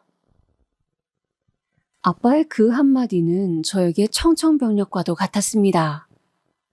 저에게 보물 같던 엄마가 하루아침에 증발해버렸는데 그 이유가 왜더라뇨? 저는 믿기지 않았어요. 하지만 아버지는 엄마가 그 당시 바닷가 근처에서 빵집을 하는 청년과 몰래 짐을 싸 떠났다고 말했고, 바닷가 마을에 남아봤자 수군거림만 심할 뿐 숱한 소문들 속에서 저를 키울 수 없었기에 이곳으로 데리고 와야 했다고 했어요. 엄마가 그리워 저는 매일 밤 엄마를 부르며 베개가 눈물로 흠뻑 적셔질 때까지 울다가 지쳐 잠에 들곤 했습니다. 언젠가 엄마가 날 데리러 올 거라 믿으며 집 앞 현관문에 나와 해가 저물 때까지 엄마를 기다리기도 했지요. 성철아, 엄마 왔다. 뭐 먹고 싶니? 라고 말하는 엄마의 따뜻하고 다정한 목소리가 귓가에 들리는 것도 같았어요. 그럼 저는 버선발로 냅다 뛰어나가 엄마 하고 안기고 싶었습니다. 아마도 제가 이런 망상을 했던 건 부모가 나를 버렸다는 사실을 받아들이기도 어린 마음에 믿기도 싫었던 것 같아요. 허나 당시 무서운 아버지의 말을 거스를 수도 없어 그런 행위들을 오래 할 수는 없었어요. 또 거기다 아버지는 어업을 하셨던 분이었기에 새로운 곳에와 적응하는 것을 무척이나 힘들어했는데 그 때문에 평소보다 화를 더 자주 내셨거든요. 너 아버지 들어오면 어지르지 말고 있으라 했냐 안 했냐? 좁아 터진 집구석에 뭐 어지를 게 있다고 이 짓거리야? 당장 안 치워? 아버진 별일이 아닌데도 저에게 심하게 화를 내셨고 어쩔 땐 제가 벌인 일이 아님에도 꼬투리를 잡곤 했어요. 어린 마음에 그런 아버지가 싫기도 했지만 또 혼이 날까 무서워 빠르게 아빠의 눈치를 보며 설거지를 하고 아버지가 신은 양말을 치우곤 했어요. 그렇게 저와 아빠 단둘이 낯선 곳에 와 적응해 나가야 하는 삶이 무섭기도 버겁기도 했지만 저는 아버지를 생각해서라도 꿋꿋이 학교에 나가고 친구들도 사귀며 지내려 했습니다. 대신 마음속에서 어머니는 죽여야 했죠. 나를 버린 어머니를 생각하면 마음이 찢어지도록 아파왔으니까요. 하지만 새로 전학 온 학교는 바닷가 마을의 그곳과는 너무도 달랐어요. 일단 아이들이 굉장히 짓궂었고 매일 똑같은 옷을 입고 있는 저를 향한 시선이 곱지 않았어요. 그걸 알게 된 건 전학 오고 일주일 정도 후였습니다. 어느 날 어떤 여자의 몇 명이 저를 보며 키득거리며 있더라고요. 당시 부끄러움이 많아 여자애들 눈도 잘 못 쳐다보곤 했는데 그때 한 여자애가 다가와 제 눈을 똑바로 쳐다보며 이렇게 말하더군요. 야, 너는 옷이 그것밖에 없냐? 거지도 그런 옷은 안 입겠다. 너 우리 집에 올래? 우리 엄마가 너한테 옷 몇 벌 준대. 뒤를 돌아보니 아이들 모두 그 얘기를 들었는지 같이 웃고 있었고 저는 순간 얼굴이 벌개져 후다닥 교실 밖으로 뛰어나가 냄새나는 화장실에 숨어 한참을 울었습니다. 수업 시간을 알리는 종이 쳤는데도 아이들이 있는 곳으로 들어갈 수가 없었어요. 결국 선생님들이 저를 찾으러 학교를 뒤지셨는데도 제가 발견되지 않자 이 일은 아버지 귀에 들어갔고 아버지마저 학교로 오시게 되었죠. 나중에 들으니 제가 그 화장실 칸 안에서 자고 있었다고 하더라고요. 아마 울다 지쳐 잠든 모양이었어요. 선생님들은 다행이라며 안도의 숨을 내쉬었지만 아버지는 그날 저에게 아주 무서운 얼굴로 화를 내셨어요. 이제 철 모르고 행동할 나이는 지났다. 너 앞으로 한 번만 이런 일 만들다간 혼이 날 줄 알아라. 자식 새끼 하나 있는 거 걷어 키워주고 있더니만 은혜도 모르고. 아휴, 썩을 놈의 새끼. 부모라면 오늘 왜 화장실에 숨어 있던 건지 물어볼 만도 한데 아버지는 그런 것조차 묻지 않으셨어요.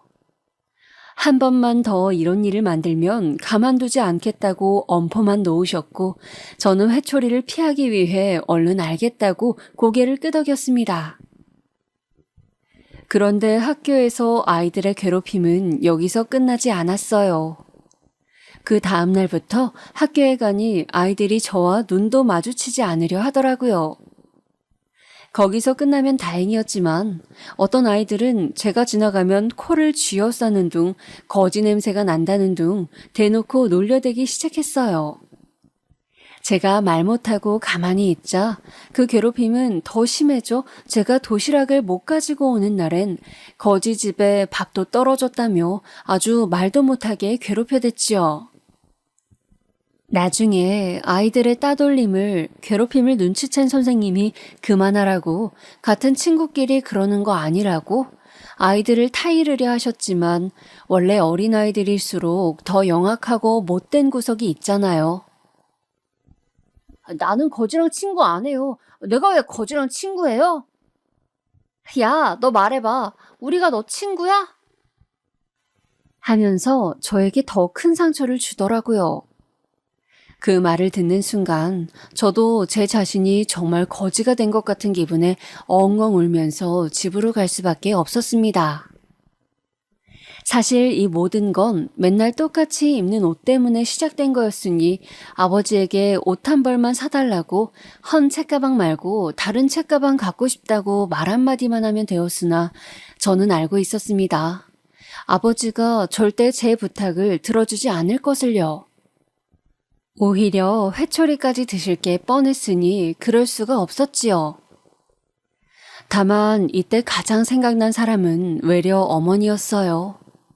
친할머니마저 가끔 저희 집에 오시면 새끼 버리고 떠난 건 엄마도 아니라고 대놓고 욕을 하시곤 했는데 저는 이럴 때 날 버리고 떠난 어머니라도 있었으면 했습니다. 어머니라면 학교에 찾아가 애들한테 그러지 말라고 말이라도 했을 텐데 내가 이렇게 아프고 슬프도록 놔두지 않았을 텐데 하는 생각이 들었으니까요. 하지만 어머니를 그리워한 만큼 아무리 기다려도 오지 않은 어머니가 원망스럽기도 했습니다. 그러던 어느 날 저에게 엄마가 없다는 것까지 알게 된 아이들은 이제 저를 고아라 부르기로 했나 봅니다. 어느 순간 제 별명이 고아가 되어 있더라고요. 아이들은 엄마가 없는 제 배경을 흠잡아 무지막지한 말들을 해대었고 저는 그 순간을 견딜 수 없어 매번 학교 밖으로 뛰쳐나갔어요.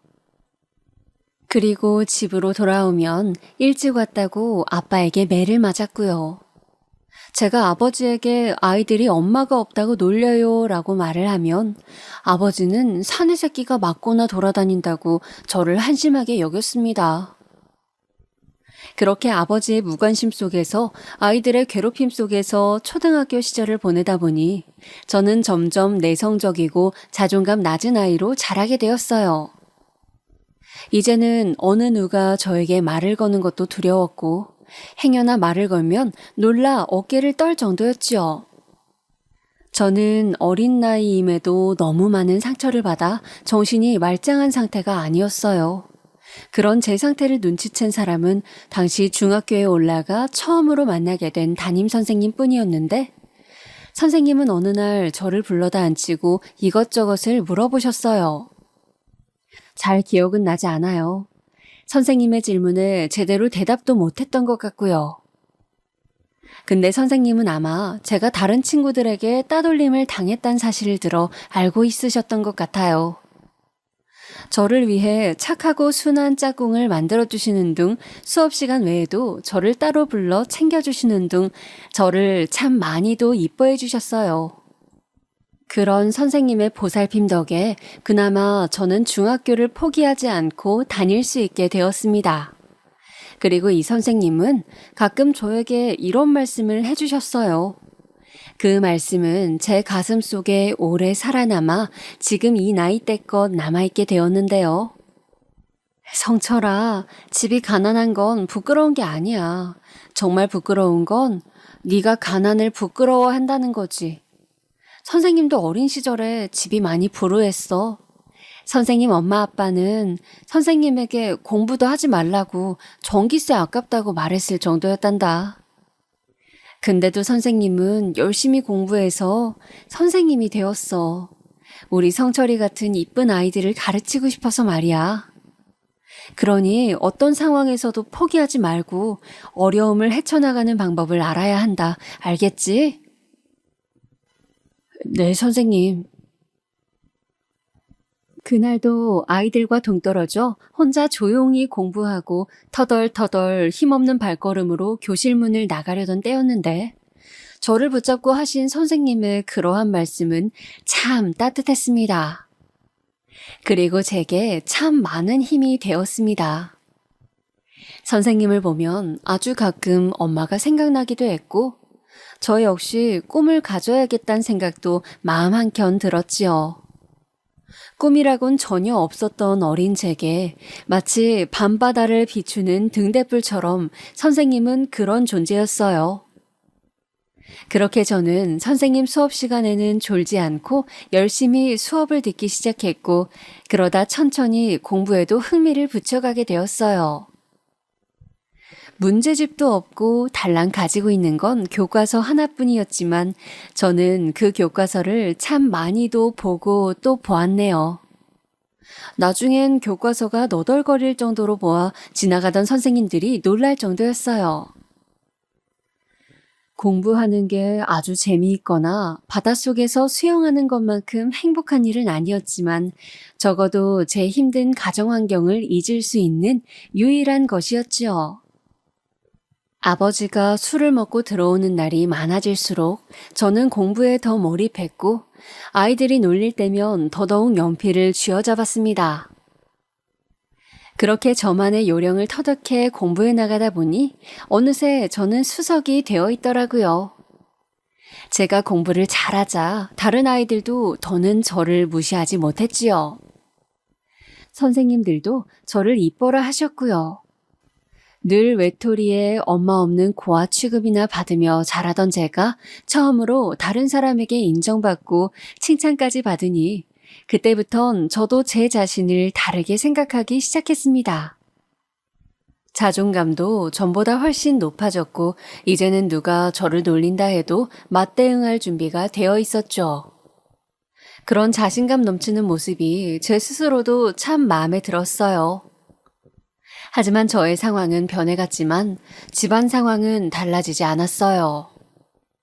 아버지는 몇 번이나 직장에서 잘리셨고 결국 일용직을 해나가실 수밖에 없었는데 그마저도 나가지 않고 집에 있는 일이 많아지셨으니까요. 거기다 술을 마시는 날도 많아져 집안이 술병으로 꽉 차 발 디딜 틈도 없어졌습니다. 아버지, 술 좀 그만 드세요. 이러다 건강 해치실까봐 걱정이에요. 네가 뭘 한다고 잔소리질이야.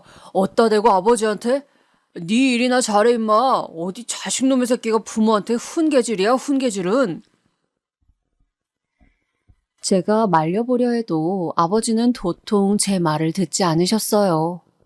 오히려 술에 취해 흐트러진 발음으로 저런 말들을 늘어놓기 바쁘셨지요. 그러니 저도 아버지에게서 점점 손을 떼게 되었습니다. 처음에야 말리고 술병을 몰래 숨겨놓기도 하며 노력해보았지만 그 어떤 노력도 이미 알코올 중독자가 되어버리신 아버지 앞에선 무용지물이더라고요. 가끔 가다 친할머니가 오셔 아버지를 붙잡고 눈물을 흘리시며 제발 정신 좀 차리라고 우실 때가 있었는데 그럴 때 빼곤 아버지는 항상 술에 취해 계셨습니다. 넌 나한테 고마워해야 돼. 애미도 버린 널 내가 걷어 먹여줬잖냐. 네, 아버지, 감사해요. 그리고 망할년. 네 엄마는 망할년이다. 자식 새끼 버리고 남편 버리고 그게 사람이 할 짓이냐? 금수다. 네 엄마는 금수만도 못한 년이야. 내가 왜 걔를 데리고 살았는지. 그리고 아버지는 가끔 가다 이런 말씀도 하시곤 했어요. 그럴 때면 저는 아버지가 불쌍하기도 하고 아직도 엄마에 대한 감정을 못 잊으시고 사는 모습이 안타깝기도 했습니다. 이미 떠난 사람을 어떻게 하라고 그러시는 건지. 아버지는 제게 엄마를 찾아오라 소리소리를 지르기도 했어요. 아버지, 엄마를 어떻게 찾아요, 이제 와서. 아버지가 건강하게 잘 사시는 길이 가장 좋은 길이에요. 제발 아버지, 이제 술 좀 그만 드시고 저랑 같이 행복하게 살아요. 아들이 부탁하잖아요. 찾아오라고 당장. 그 바람난 년 찾아오라고. 허나 말씀드렸듯 아버지를 말릴 길은 없었고 저는 그냥 제 할 일을 해나갔어요. 어린애가 냉정하다고 말씀하실 수도 있겠지만 그때의 제겐 그게 살 길이었어요. 저를 지키는 방법이었죠. 제가 잘 되어야 우리 집도 일어날 거고 그럴 거면 우선 좋은 대학부터 가야 했으니까요. 제겐 나름의 계획이 있었습니다. 하지만 그 계획도 무너지고 말았습니다. 아주 처참하도록 말입니다. 어느 화창한 날이었어요. 그날도 열심히 수학 공식을 암기하며 공부를 하고 있는데 갑자기 선생님이 저를 잠깐 밖으로 불러내시더라고요. 성철아, 얼른 집에 가봐야겠다. 너희 아버지가 위독하다고 하시는구나. 제가 병원에 갔을 땐 이미 모든 상황이 끝난 후였어요. 아버지는 그날도 술에 취해 횡단보도를 건너다 트럭에 치여 이미 출혈이 너무 많으셨고 제가 왔을 땐 저를 알아보지도 못하셨으니까요. 친할머니만 아버지 곁에 앉아 아버지 이름을 부르짖고 계셨는데 저는 당시 실감이 나지 않아 아버지를 몇 분간 멍하니 쳐다보았던 게 기억이 납니다. 그때 의사 선생님이 제게와 아버님이 많이 힘들어하세요. 이제 마지막 인사를 하세요. 라고 말씀하셨어요. 아버지. 저는 그렇게 넋을 놓고 아버지의 이름을 부르다 아버지를 보내고 말았습니다. 아버지의 장례식은 참 초라했습니다. 아버지의 마지막을 보러 오는 조무객들은 몇 되지 않았고 저와 할머니만 덩그러니 앉아 영정사진을 바라보고 있을 뿐이었지요. 아버지의 형제들 중 몇몇 분이 오셨는데 다들 아버지와 사이가 안 좋으신지 장례식 내내 얼른 집에 가고 싶다는 기색만 내비치셨습니다. 그때 어떤 중년의 여성분이 제 손을 붙잡으셔 깜짝 놀랐는데 아버지의 동생이신 고모라고 하시더라고요. 네가 성철이구나. 너 나 알아보겠니? 아, 네. 근데 너무 오래전이라. 아, 그래. 그럴 만도 하지. 여기 앉아봐라. 서 있느라 많이 힘들지? 물 좀 마셔. 유일하게 그 장례식장에서 고모만이 제게 따뜻하셨어요. 제게 학교는 잘 다니고 있는지, 아버지랑 살았을 때 형편은 어땠는지 하나하나 물어봐 주셨죠. 얼굴도 기억나지 않는 고모이지만 누군가 내 안부를 물어봐주는 어른이 있다는 것 자체로 안심이 되었는지 저는 그제야 모든 상황이 실감나며 그만 울컥했던 것 같아요. 아버지가 죽었다는 거, 제 옆에 더 이상 없다는 거, 이제 영영 돌아올 수 없는 길을 떠나셨다는 거, 그 모든 것을 상기하고 나니 울음이 그치질 않았어요. 그래서 저는 고모 앞에서 그야말로 엉엉 울고야 말았습니다. 고모는 그저 그런 저를 따뜻하게 안아주시며 더 울어 성철아, 괜찮아, 울어도 돼 라고 말씀해 주셨죠. 마지막 발인이 다 끝나고 나서 저는 이제 제 삶은 어떻게 되는가 잠깐 생각했던 것 같아요. 할머니와 함께 사는 걸까? 아니면 나 혼자 지내게 되는 걸까? 늘 술에 취해 계셨던 아버지였지만 아버지 없이 들어갈 빈집이 좀 무섭기도 했습니다. 근데 그때 저를 따뜻하게 위로해 주셨던 고모가 저에게 다가와 자기와 같이 살지 않겠냐고 말씀하시더라고요. 저랑 고모랑요? 고모도 아직 결혼을 못해서 혼자거든. 너가 우리 집 와서 살아도 눈치 볼 사람 없고 고모도 일 나가는 일이 대부분이니까 성철이만 괜찮다면 고모는 함께 살고 싶은데. 그때 저는 무슨 생각이었을까요? 저에게 처음으로 손을 내밀어주는 어른의 호의가 낯설기도 하고 두렵기도 했습니다. 그리고 그 손을 눈 딱 감고 모른 척 잡고 싶다는 생각도 했던 것 같아요. 하지만 저는 고개를 내저었어요. 아니에요, 고모. 감사하지만 저 혼자 잘 살아나갈 수 있어요.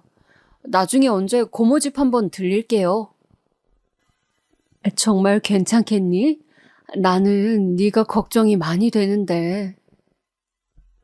괜찮아요. 저 할머니도 계시고 이제 어차피 성인 될 날도 얼마 안 남았으니까 혼자 힘으로 살 수 있어요. 저는 일부러 다부진 척 얼굴에 밝은 미소까지 지으며 말했어요. 집에 돌아오는 길엔 이제 정말 혼자라는 생각에 마음 한구석이 텅 비어진 느낌을 지울 수가 없어 바보처럼 주저앉아 버릴 걸 알면서도 그땐 왜 그랬는지 모르겠네요. 그럼에도 고모는 제가 걱정이 되셨나 봅니다.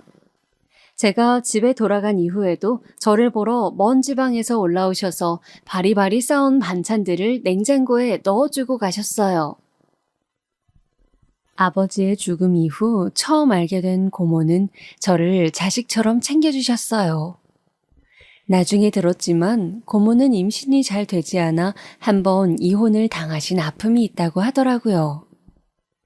그 뒤로 아이들만 보면 이뻐라 하시고 홀로 남겨진 저도 고모 자식 같으셨대요. 자식을 먼저 보낸 슬픔이 크셨는지 몇 달 후 할머니가 돌아가시고 정말 제가 혼자 되었을 때도 고모가 있었기에 그나마 버틸 수 있었던 것 같아요.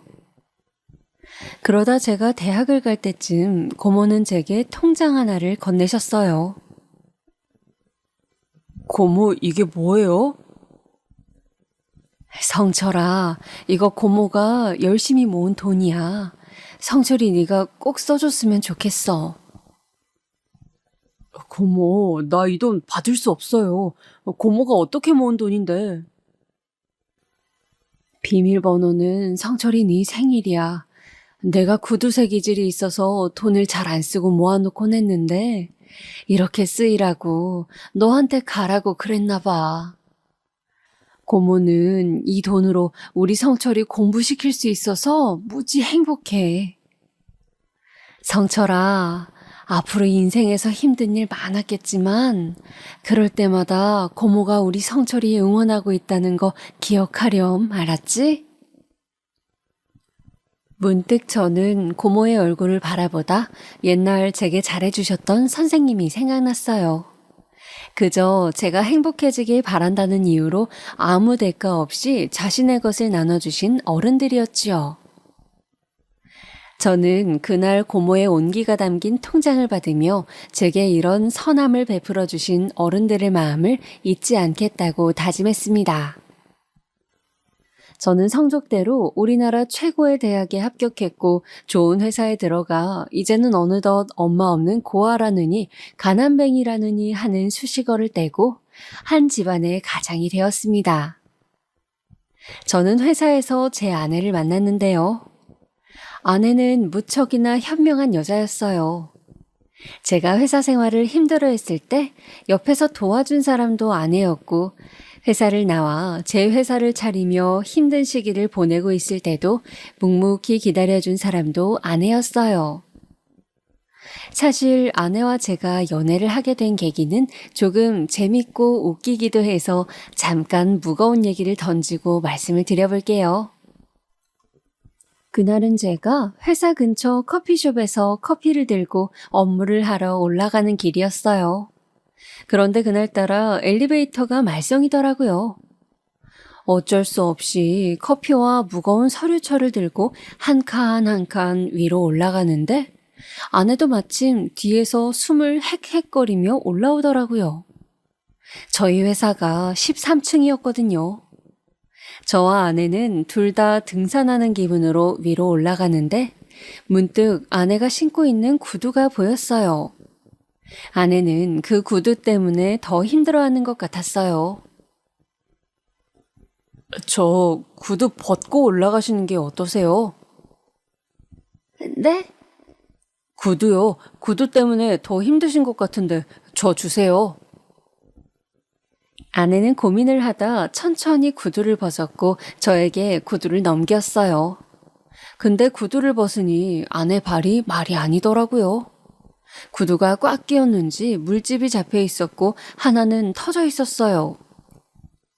아내도 아픈지 살짝 미간을 찡그리더라고요. 저는 그때 마침 늘 주머니 속에 가지고 다녔던 반창고를 하나 건네었어요. 종이 넘기다가 손가락이 자주 베어 밴드를 들고 다니곤 했거든요. 아내는 민망해했지만 저는 아내 발 상태가 안 좋아 보여 반창고 붙이는 걸 도와주었어요.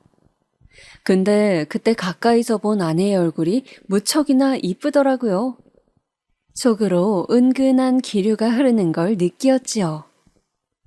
그 후 아내가 옆부서라는 것을 동료에게 들은 뒤론 일부러 그 옆을 지나가기도 하고 넌지시 아내에게 인사를 건네기도 했네요. 아내도 제가 자신에게 호감이 있다는 걸 알았는지 언젠가부터는 제 인사를 부담스러워하더니 나중엔 제 적극적인 구애를 받아들여 연애를 하고 결혼으로까지 골인을 하게 되었습니다. 다만 아무리 좋아하는 아내라 할지언정 결혼이 쉽지는 않았어요. 결혼 전 장모님과 장인어른은 저를 많이 반대하셨거든요. 다름 아닌 제게 부모가 없었기 때문이었죠. 장모님은 특히 제 가정 환경을 탐탁지 않아 했어요. 결혼이라는 건 단순히 좋다는 감정으로만 하는 게 아니야. 그 사람이 어떻게 살아왔는지도 중요해. 근데 엄마가 어렸을 적 집 나가고 아버지도 돌아가신 거면 혼자 자란 거나 다름없는데 너와는 달라도 너무 다른 환경에서 자란 사람을 어떻게 믿을 수가 있겠니? 난 도통 믿음이 안 가는구나. 물론 자넨 내 말이 섭섭할 수도 있겠지만 나도 내 귀한 외동딸 보내는 거니 이런 말 하는 거 이해해 주게. 네, 장모님. 장모님 하시는 말씀 다 이해합니다. 제가 장모님이라도 저를 받아들이기 쉽지 않았을 겁니다. 그런데요, 장모님, 비록 어머니는 오래전에 집 나가시고 아버지는 돌아가셨지만 저에겐 주변에 좋은 어른들이 참 많았습니다. 저를 위해 지방에서 반찬을 싸우시는 고모도 있었고 좋은 말씀을 해주시는 선생님도 있었어요. 그 어른들 덕분에 한 번도 방황하지 않고 바르게 자랄 수 있었고요. 결혼이라는 게 장모님 말씀처럼 두 사람 감정이 그저 좋다고 이루어질 수 없다고 생각합니다. 그렇기에 저와 4년이나 만날 이 사람, 저희 둘 그 누구보다 잘 살 수 있을 거라고 생각합니다. 저도 이 사람도 서로를 많이 믿고 있어요. 저에게 한 번만 기회를 주십시오, 장모님. 놀랍게도 장모님은 저의 말 한마디에 저희의 결혼을 승낙해 주셨어요. 한번 자네를 믿어보겠다고 한마디 말 속에 자네의 됨됨이가 느껴졌다고 하시더라고요. 장모님께 감사해 큰 절을 올리고 싶은 걸 겨우 참고 그렇게 결혼 승낙을 받게 되었어요. 하지만 가장이 되니 또 다른 삶의 무게감이 느껴졌습니다. 제 회사를 나와 차린 만큼 매일매일이 전쟁터였어요. 직원으로 일하고 있을 때야 최악의 경우 잘리는 거였지만 그래도 다른 회사를 가면 되니 압박을 훨씬 덜 느꼈는데 제 회사이고 또 제가 먹여 살려야 할 직원들이 있다 보니 하루하루 허투루 살아갈 수가 없겠더군요. 그리고 저의 두 아들 성준이와 성민이에겐 절대 죽어도 가난을 물려주고 싶지 않았기에 더 열심히 아등바등 살았던 것 같아요. 여보, 요즘 너무 무리하는 것 같은데 오늘 하루는 쉬지. 당신 일만 한 지 꽤 됐잖아. 그러다 병나 이러면 오래 일하기도 힘들다고. 아니야, 괜찮아. 이 정도쯤이야 거뜬해. 물 들어왔을 때 노 저어야지. 여기저기 투자 들어오고 있는데 이럴 때 잘 안 해놓으면 무너질 거야. 아내는 저를 누구보다 걱정했지만 저는 아내의 걱정보다도 살아남아야겠다는 강박에 꽂혀 정신없이 일만 해나갔어요. 그러다 보니 나중에 가장 후회되었던 건 우리 애들 크는 걸 보지 못했다는 거예요. 매일 야근하고 늦게 들어가다 보니 볼 수 있는 건 애들 자는 얼굴이었거든요. 애들 깨울까봐 다가가지도 못하고 옆에서 지켜보는 걸로 하루의 고단함을 달래곤 했어요.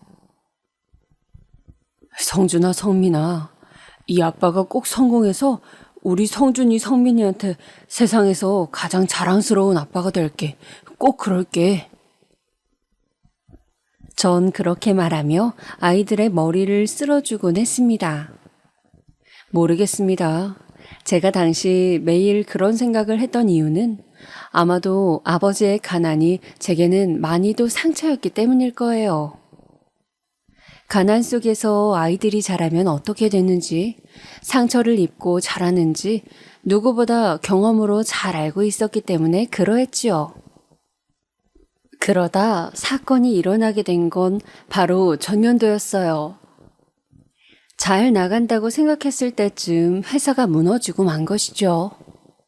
믿었던 저희 직원 중 한 명이 저희 회사의 정보와 기술을 다른 회사로 들고 가면서부터 일이 시작되었어요. 그리고 투자자들이 하나 둘 발을 빼기 시작하면서 한순간에 빚이 생기고 나중에는 직원들 월급도 못 주게 되었어요. 당시 저랑 가장 가까웠던 직원 한 명만이 제 곁을 남아 지켰는데 나중엔 그 직원 미래를 위해 다른 회사로 가라고 말해야 했어요. 더 이상 제가 이들을 책임질 수 없는 형편이 되었으니까요. 그래도 저를 믿고 함께 달려와준 직원들인데 이렇게 하루아침에 무너졌다는 사실이 너무도 가혹했습니다. 발빠르게 돈을 빌리고 어떻게든 상황을 나아지게 하기 위해 돌아다녀 보았지만 아무도 제게 도움을 주지 않았지요. 그러다 보니 사람이 순간적으로 나쁜 생각도 하게 되더라고요. 예전엔 이런 뉴스 기사들을 보면 쉽사리 이해하기 힘들었는데 이제야 처절하게 공감이 되었습니다. 하지만 그렇다고 저는 제 자신을 놓을 수도 없었고 그러기도 싫었습니다. 제겐 그 누구보다 소중한 가족이 있었고 저만 목 빠지게 기다리고 있을 우리 사랑스러운 아이들이 있었으니까요. 아내와 아이들을 생각하면 그런 선택이 아니라 다른 선택을 하고 싶었어요. 그래서 처음부터 다시 시작하는 마음으로 모든 것을 내려놓고 아내에게도 아이들 데리고 친정에 가 있으라고 했네요. 그때 제게 찾아온 사람이 바로 저희 엄마였습니다. 어린 시절 상간남과 도망갔던 친엄마요. 무슨 일이라도 해야 할 것 같아 저는 당시 공사장 막노동판에서 일을 하고 있었어요. 그날도 신발끈을 묶고 집을 나섰을 때였죠. 어떤 초라한 행색의 할머니가 저를 붙잡았어요. 저기요, 잠깐 얘기할 수 있을까요? 네? 누구세요? 누구냐는 질문에 할머니는 아무 말씀도 못하시고 눈물이 그렁그렁하신 눈으로 저를 쳐다보셨어요. 그리고는 대뜸 제게 자신이 친엄마라는 사실을 밝혔습니다. 30년 만에 날 찾아온 엄마라니. 저는 보고도 믿기지 않아 눈을 멀뚱히 뜨다가 일단은 엄마를 모시고 근처 국밥집으로 들어갔습니다. 이미 엄마에 대한 원망이던 뭐던 사라진 지는 오래였어요.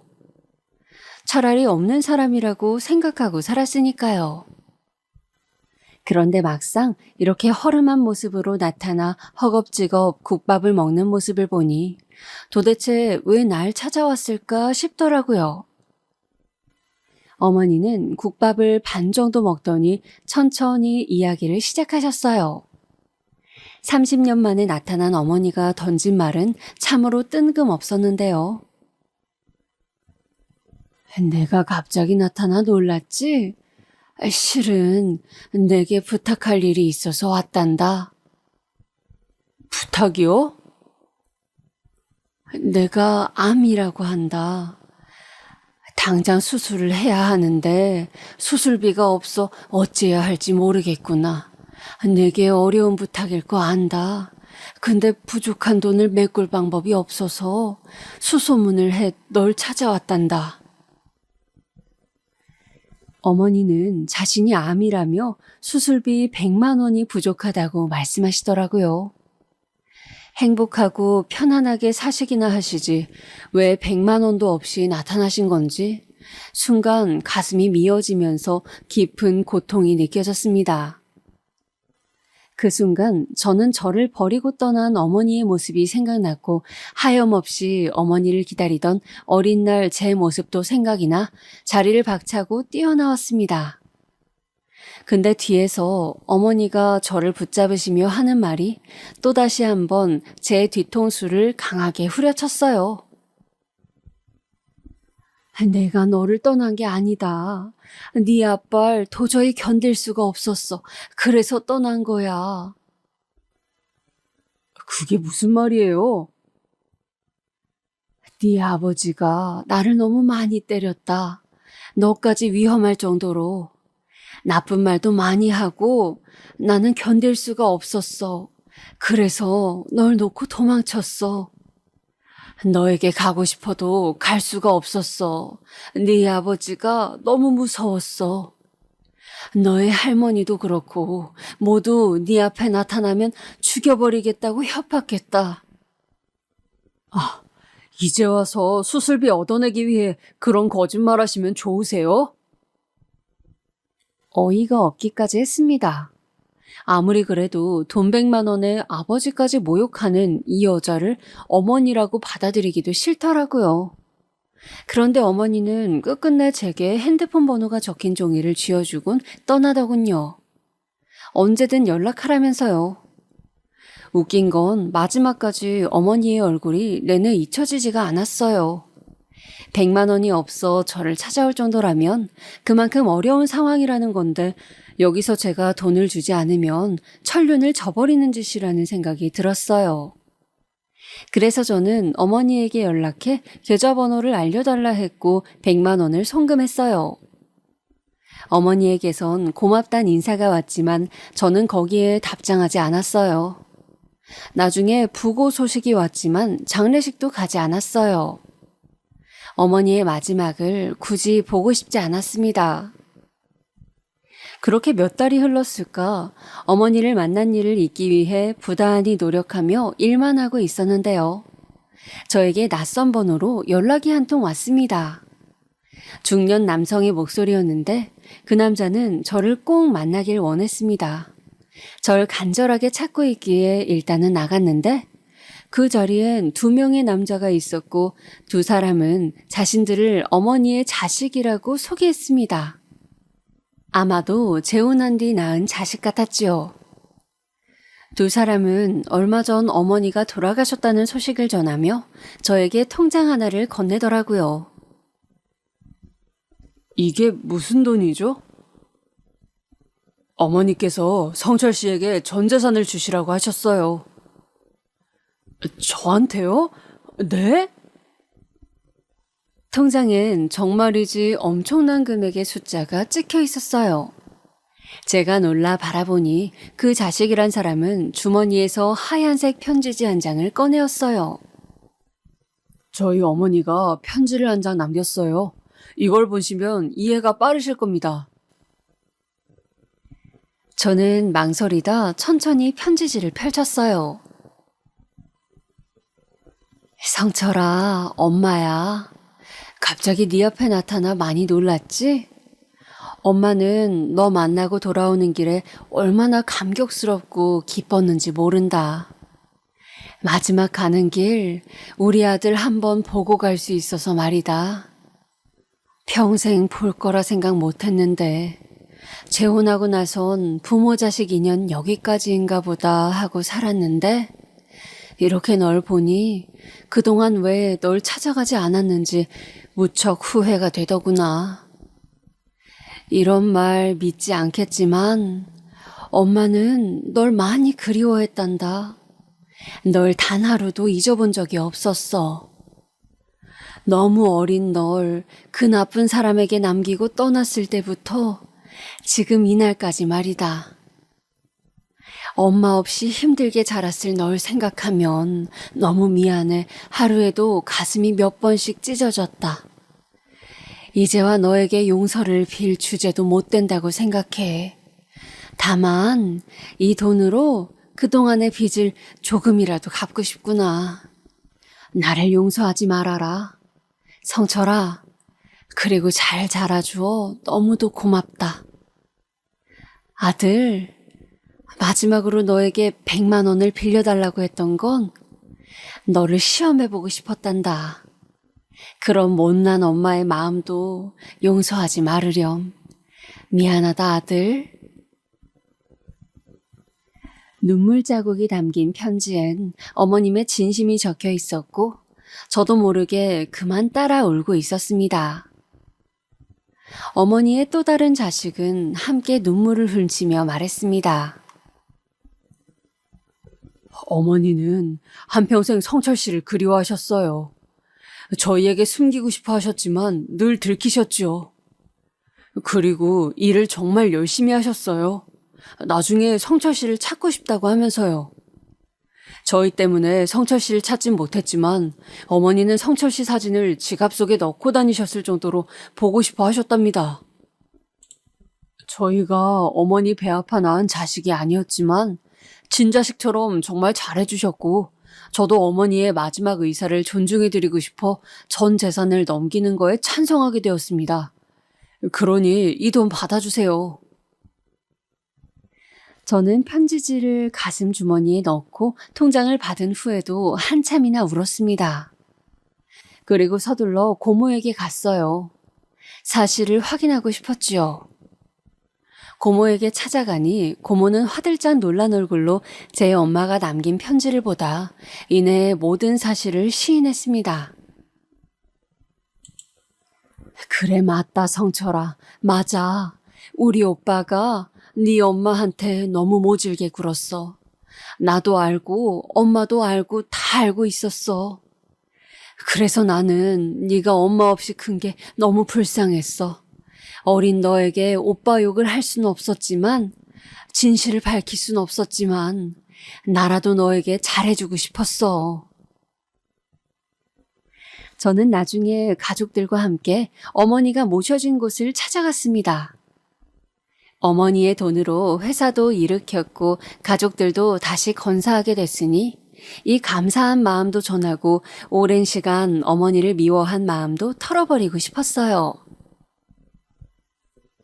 어머니, 성철이 왔습니다. 고맙습니다, 어머니. 그곳에선 부디 평안하게 사세요. 그리고 제 자식들, 어머니 손주들 잘 키우고 저도 훗날 어머니 보러 갈게요. 저는 그 말을 하며 어머니가 생전 좋아하셨다고 하는 수국꽃을 놓아드렸어요. 제 자식들에게도 할머니라고 소개를 시켜주었고요. 어머니께서 아마 오늘 이 사연을 듣고 계실 줄 모르겠습니다. 아마 하늘에서 듣고 계시다면 조금은 기뻐하고 계시겠지요. 마지막으로 어머님, 고단하셨던 인생 그 짐 내려놓고 이제는 편히 쉬세요. 우리 다시 만나는 날까지 안녕히 계세요.